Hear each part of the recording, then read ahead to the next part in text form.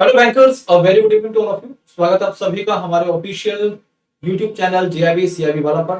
रात के 8:30 बज चुके हैं और मैं भास्कर मिश्रा आपके सीआईबी एग्जाम से संबंधित पेपर 3 एबीएन एफएम का एक खास सेशन लेकर हाजिर।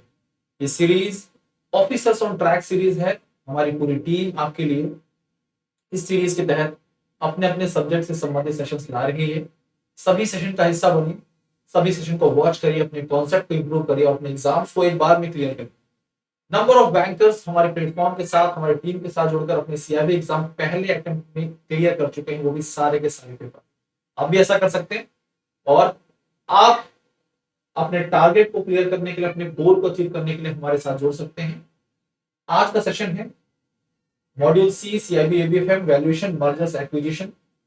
हम जानने जा रहे हैं आज डीसीएफ वैल्यूएशन क्या होता है और उसके टाइप्स क्या। बेसिक सा कॉन्सेप्ट है, समझिए। एग्जाम में इससे संबंधित क्वेश्चंस न्यूमेरिकल के फॉर्म में बनते हैं। आज लेक्चर नंबर 2 पढ़ रहे हैं हम लोग मॉड्यूल सी का। तो सेशन की शुरुआत करते हैं। सबसे पहला सवाल कि डिस्काउंटेड कैश फ्लो वैल्यूएशन की होता क्या है। इसे शॉर्ट में हम डीसीएफ वैल्यूएशन का नाम देते हैं, लेकिन ये है क्या।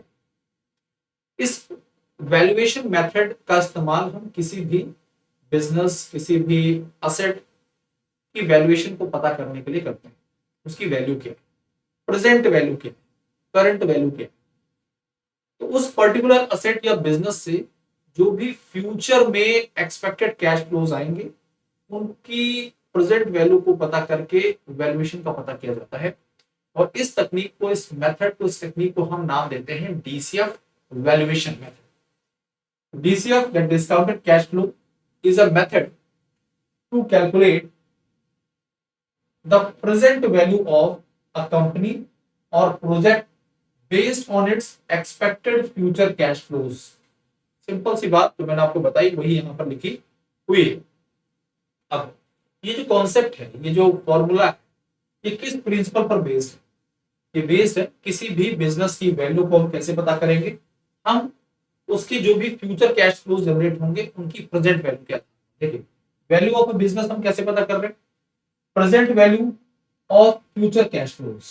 तो present value of future cash flows ये हम इस तरह से पता करते हैं। It is based on time value of money concept. तो आप सभी को पता है कि भाई टाइम वैल्यू ऑफ मनी, आमतौर पर अगर हम किसी भी प्रोजेक्ट को एनालाइज कर रहे हैं, किसी बिजनेस की वैल्यूएशन को पता कर रहे हैं, वहां पर टाइम वैल्यू ऑफ मनी का कॉन्सेप्ट आपको यूज करना जरूरी होता है, क्योंकि इसके माध्यम से हमें करंट वैल्यू, प्रेजेंट वैल्यू के बारे में जानकारी मिलती है और क्या फ्यूचर एक्सपेक्टेशन है, फ्यूचर कैश फ्लोज क्या हो सकते हैं, हम उसके बारे में अनुमान लगा सकते हैं, पता कर सकते हैं। तो ये दोनों ही बेसिक बातें आपको क्लियर हो चुकी होंगी। अब यहाँ पर लगातार चर्चा हो रही है प्रेजेंट वैल्यू की। प्रेजेंट वैल्यू क्या है। प्रेजेंट वैल्यू किसी भी फ्यूचर कैश फ्लो या फ्यूचर वैल्यू की प्रेजेंट वैल्यू को कन्वर्ट करना। जैसे एग्जांपल के तौर पर मेरे द्वारा कोई इन्वेस्टमेंट किया गया है बैंक में और बैंक मुझे 10 साल बाद 20 लाख रुपए दे। उस 20 लाख रुपए जो कि मुझे 10 साल बाद मिलेंगे, उसकी प्रेजेंट वैल्यू क्या है, इसको हम डिस्काउंटिंग बोलते हैं। क्या बोलते हैं, डिस्काउंटिंग।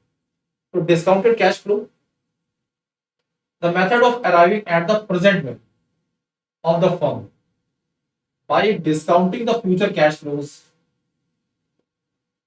मतलब कोई फर्म है, कोई बिजनेस है, उसके जो भी फ्यूचर कैश फ्लोज आ रहे हैं उनको हम प्रेजेंट वैल्यू में कन्वर्ट करते हैं और उसके माध्यम से हम उस पर्टिकुलर फर्म की वैल्यू के बारे में जानकारी पता करते हैं, वैल्यू ऑफ द फर्म के बारे में हम जानते हैं। It is also possible to use it evaluate cash flow of other similar firms in order to determine which one has the greatest present value.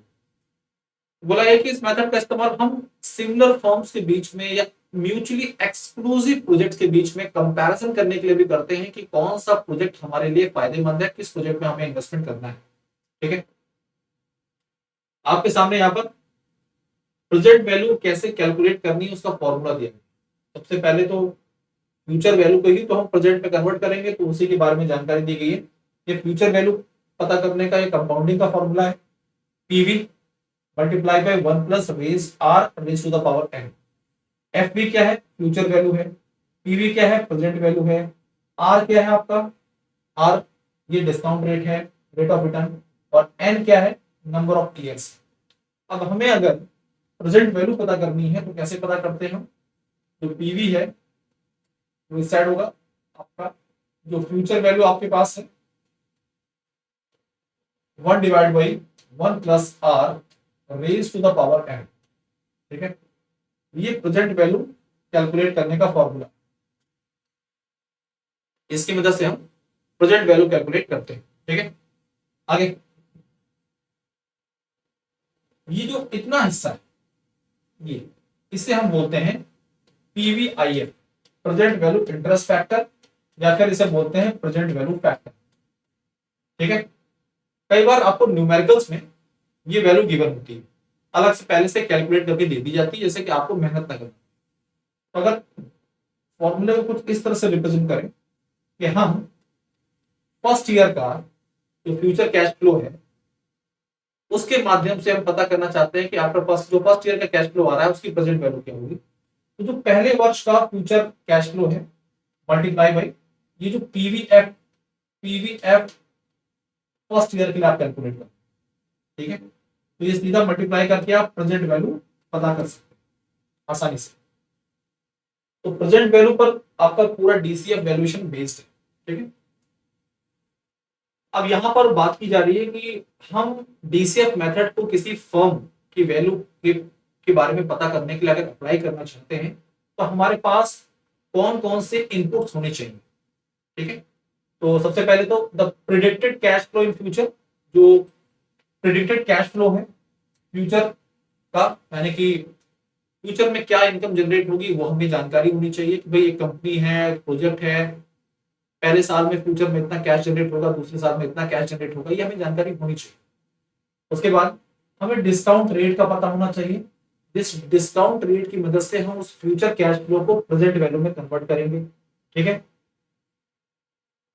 Cash flow growth के बारे में आपको जानकारी होनी चाहिए और एस्टिमेटेड पैटर्न ऑफ ग्रोथ के बारे में पता होना चाहिए, किस ग्रोथ के साथ ही डेवलप करना है।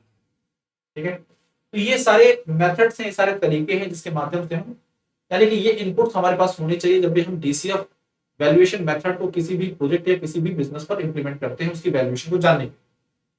अब डीसीएफ वैल्यूएशन मेथड जो है ये, इसके अंतर्गत कई मॉडल्स आते हैं, कई तरीके आते हैं। ठीक है, उन्हीं में से एक बहुत ही पॉपुलर और मोस्ट इंपॉर्टेंट जो मॉडल है उसको हम बोलते हैं डिविडेंड डिस्काउंट।